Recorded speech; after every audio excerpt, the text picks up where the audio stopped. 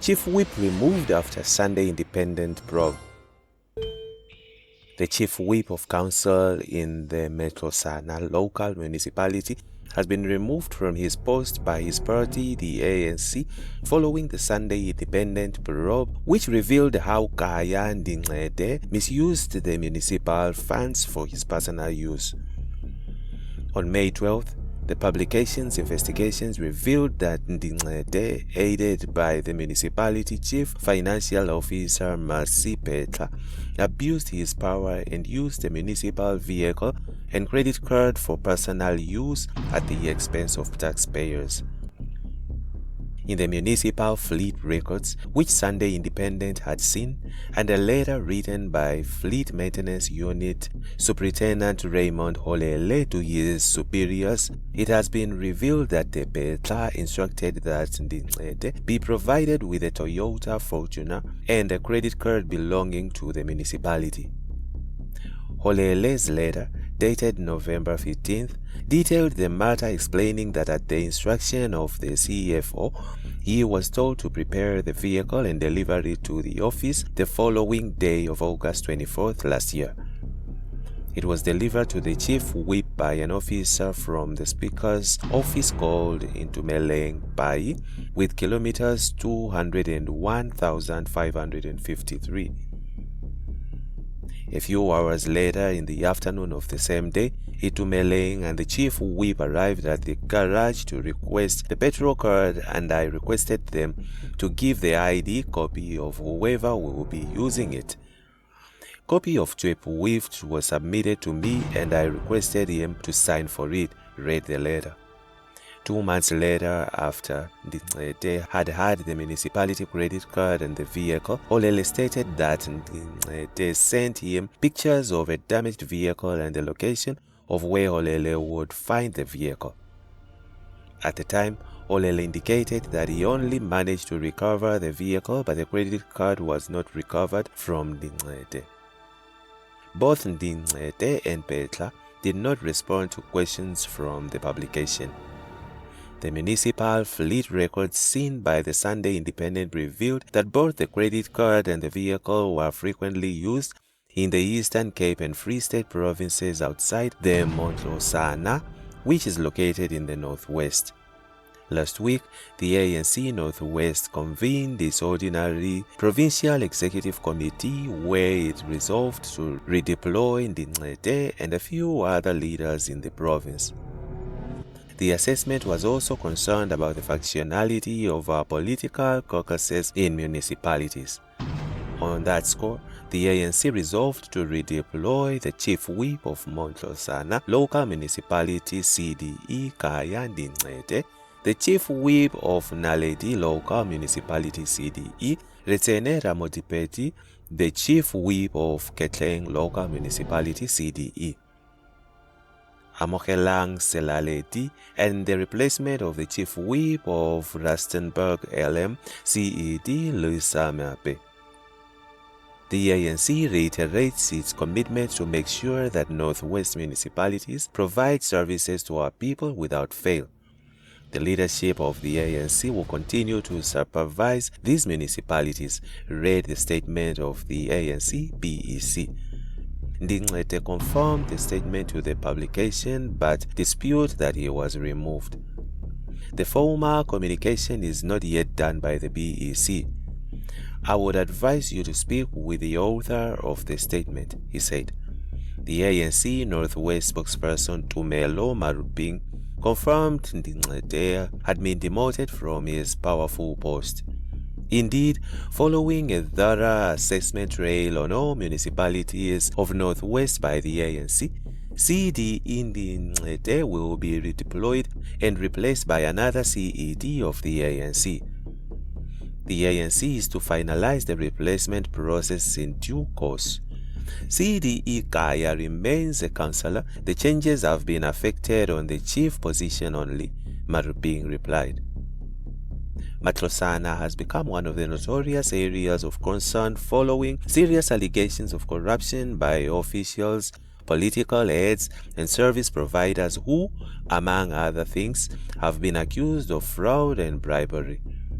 2 weeks ago, the police arrested Phetla, the service provider Titsetseko Sebetlela, and the municipality acting store buyer and controller Mama Tsebisi Josephine Sekejane for 2.9 million rand of ghost electrical equipment that was never delivered. The trio have appeared in court on a charge of fraud and were granted bail. Phetla was granted 35,000 rand, Sekejane 5,000 rand, and Sebetlela was granted 20,000 rand. According to the municipal records, Phetla was the mastermind behind the alleged fraudulent transaction. This added to more problems faced by Phetla as she was already out of 35,000 rand bail in another corruption case.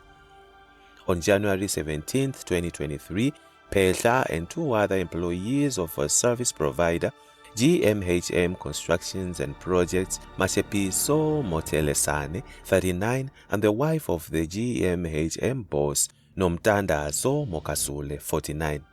The trio were released on 35,000 rand bail each, and the case is still pending.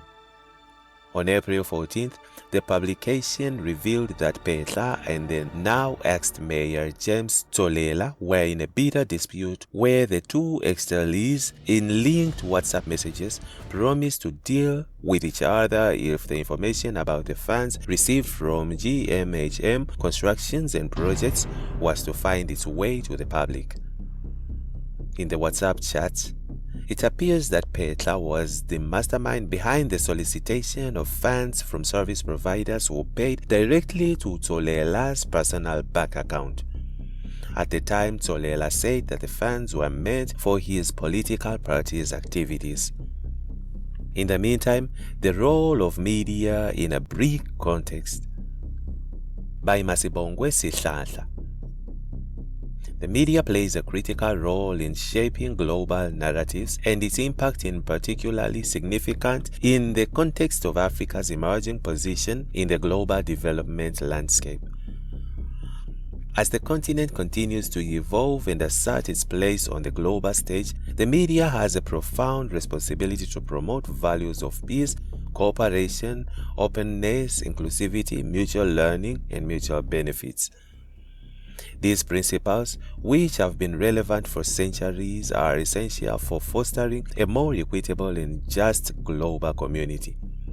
For those who have heard online the speech Dr. Iqbal Saver recently delivered in the city of Chengdu will recognize the words as spoken by this great son of the African soil.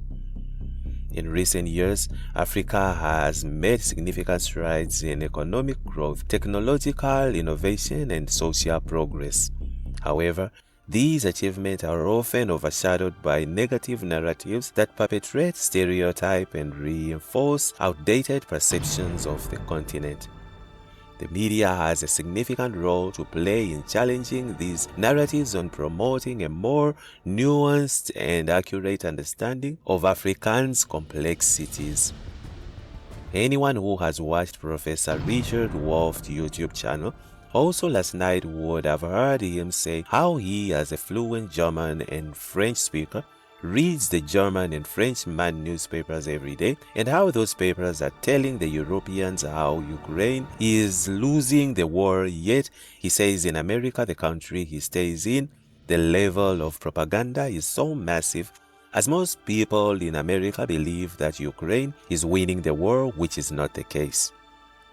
This is but a single issue, yet most of America is being given blatant propaganda, which is nothing short of blatant lies.